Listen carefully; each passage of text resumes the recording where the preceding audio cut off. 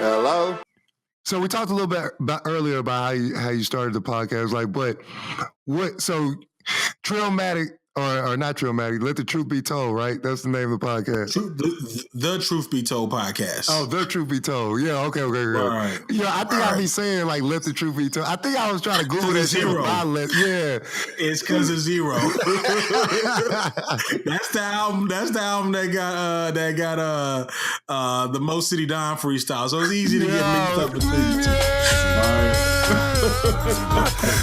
Slow loud nigga, all them a trunk full of funk. I ain't never been a punk. Like, yo, if you don't, I can't trust you if you don't know every word to that freestyle. Like, right. You're not even a real Texan. Yo, real life, man, nigga. George Bush knows that song. All right. George W know that song. Nigga, all right. If that's the classic, nigga, so you gotta pay homage to that shit. Right.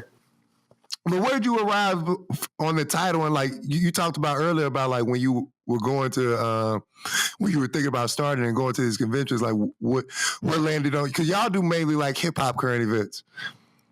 Right. We kind of talk about hip hop. We do album reviews. Just kind of talk about the culture and what's going on. We throw in a lot of just normal life stuff too. But we kind of got different perspectives because we got a third guy on there too, Black Tide, who's a little bit younger than us. He's about 5-6 years younger than us. So there's a little bit of a generational gap there, but it works for the podcast. And then we got Reefa, who's all about the generation we came up on, and that's just it. Whereas I'm kind of in the middle of them. You know what I mean? I can respect some of the new school stuff, and I'll also trash some of the old school stuff too. You know what I'm saying? So, because I mean, let's just be real. Like everything that we put out during our era wasn't always the hottest. You know what I'm saying? So, yeah, man. Here's the thing. Yeah, it's whack shit in everything. You know what I mean? Like in everything, right. So it's not exclusive to this young generation, but I do think there's always kind of been this gap between older and younger generations because they gonna come up with some shit that we ain't gonna like. You know what I mean? Like if we was doing shit our parents ain't like. That's what I'm trying to explain. So that's why we kind of do this podcast for people that's of these different generations that can come into one place and just kind of see like, all right, like yes, Spliff Star was not on the top of my top 5 lists. All right, for best rappers. Okay, just like like there's some new cats out there that I think are dope. Even what's the guy's name, man? I forget his name. But Lil Skies, I kind of like Lil Skies. I think he's a decent artist. I think if you give him the right, the right time and the right development, he can actually be something big. But I think that our generation, we get into this mode where it's, we pretty much disrespect these young guys doing it, like completely 100%. Instead of saying, all right, let me take what you're doing and then mix it with what I'm doing. You know what I'm saying? Yeah. So everybody wins, right? Everybody's current, everybody's relevant. You know what I'm saying? And I feel like our generation I do feel like our generation had the best shit. I'm not gonna front. You know what I'm saying? Even before, listen, I went down to the candy store and I got me some drink. Listen, nigga, let's be fucking real. When I was young and they turned all that shit on, I was like, yo, turn this shit off, nigga. This fucking DMX on. You know what I'm saying? So let's just be real. You know what I'm saying? I'm 33, dog. Like, listen, that shit, I wasn't really rocking with that. But I also understood that it was the beginning. You see what I'm saying? So I can't be mad at it, right? Yeah. But I think that our generation, we had it, the peak was with our generation. You know what I'm saying? But I do recognize these kids are onto some other shit, and some of that shit is actually pretty decent. We gotta let them have their time. You know yeah, man. Yeah, here's the thing, right? Like, and I'm gonna talk to you about this offline, but I got an idea for another podcast, man, and it's just in the reference of being old, like, you know what I mean? And what that is, like, I feel like an old nigga because I got kids, man, and my kids be coming at me with like, the music they listen to, I'm like, what the fuck is this? Like, you know what I mean? And they don't fuck with the music I listen to at all. I like underground old gangster shit. Like, you know what I mean? I got to work with white people all day, so I want to make my drive to work as gangster as possible. You know what I mean? Yeah.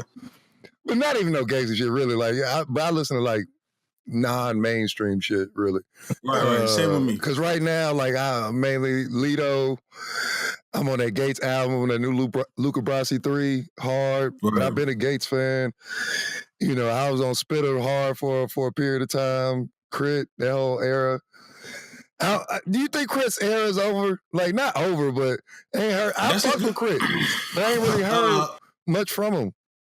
I mean, I liked his last album. I thought he had a solid. I thought his last Double Disc album was pretty solid. But I think what Crit ran up against was, I thought his mixtape sounded better than his albums. And when and I think that a lot of that had to do with sample clearances. You know what I'm saying? And when you're selling music, it's just way more shit you got to deal with. I was recently looking at Lupe Fiasco, and he was, he's indie now, so he's not on a major anymore. But he had songs that that he had been working on that had sample clearances, and then they were trying to redo the beats, because they couldn't get these sample clearances. They were trying to redo the beats around his vocals, and then he just said he was just going to just completely trash those songs and create new songs, you know what I'm saying, with the same idea behind it. You know what I'm saying? I was thinking, man, that's got to be some hard shit to do, especially if you created something that just sounded like some classic shit, but you can't put it out because of, you know what I'm saying, risk of getting sued or whatever. You know what I'm saying? So I think that Crit is probably going through that aspect, but I also kind of believe that Crit doesn't evolve his sound as much as he should. I don't think he kind of focuses more on like a traditional Southern sound, and I think that he's got to figure out how to kind of think about tomorrow with it and kind of push the boundaries a little bit. And I think that's where Big Crit is running his issues that he's running up again. But I thought his last album was a dope album. I like Crit, man. You know what I'm saying? Yeah, man. I've always felt like I was on that shit heavy for a minute. But, man, these kids just want to, dance to some shit. Like, that's all they do.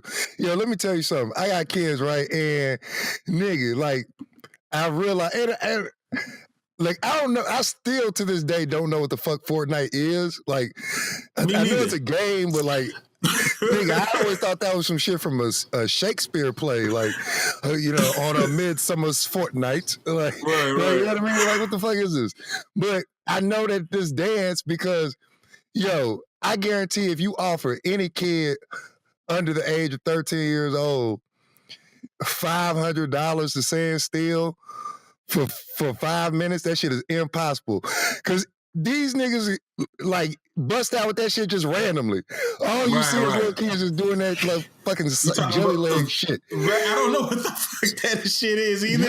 But all the kids know how to do that shit. Yeah, they all doing it. They all are fucking doing it. Yeah. And here's the thing, man. Like we said earlier, like every generation has their shit, man. You know what I'm saying? We was doing whatever we was doing at that age. I don't know. They got iPhones and shit, access to more shit.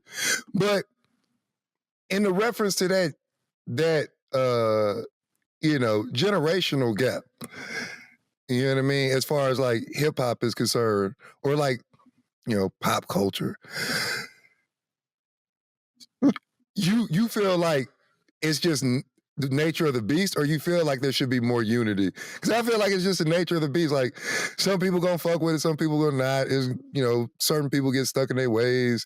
It just kind of is what it is. Just cater to whatever audience that you fuck with. No, I think that there has to be a little more unity, man. Because even with our generation, the old heads, they rocked with us. And then, I mean, I don't want to say completely rocked with us, but as far as like in the hip hop community, they rock with us. You know what I'm saying? For the most part. And we rock with them. We recognize, okay, like, I never was really into Slick Rick, but I understand Slick Rick and what he did and how that changed things. You know what I'm saying?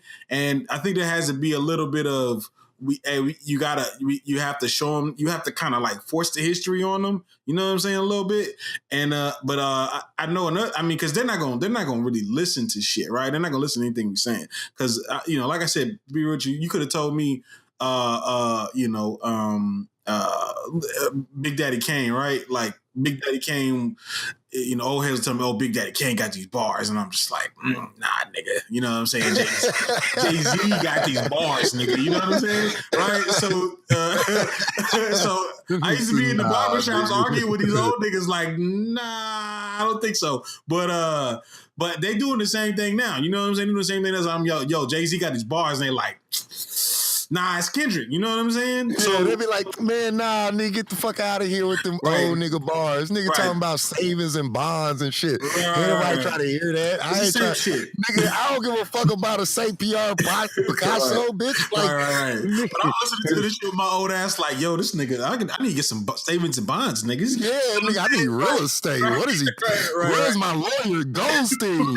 Call him. What are we doing? All right, what's going on? But I think that we gotta, I think that a lot of it is because the older generation don't really fuck with the youth as much. You know what I'm saying? I think if they fuck with the youth as much, the youth will probably listen to him a little bit more. You know what I'm saying? Because I'm gonna be real with you, like Rakim, he's a little bit before my time, right? But I seen the way that Jay-Z and Dr. Dre and them was like, yo, Rakim is that dude. You know what I'm saying? So that made me respect Rakim, because I seen how much influence he had on the people that I liked. You see what I'm saying? Mm-hmm. And I think that the younger, our generation has to do a little bit more with working with the younger guys, just to be like, yo, and the young guys that are popping right now, like, the Kendricks and the J. Coles, they're about to be the new old heads here pretty soon. Yeah, I was just about to say, I don't even consider them the young guys, man. Like, them niggas is our age. Like, he on some real shit. Like, no, but we not the old heads though. You see what I'm saying? We're not the old heads. I kind of, well, technically, no. We're not really the old heads.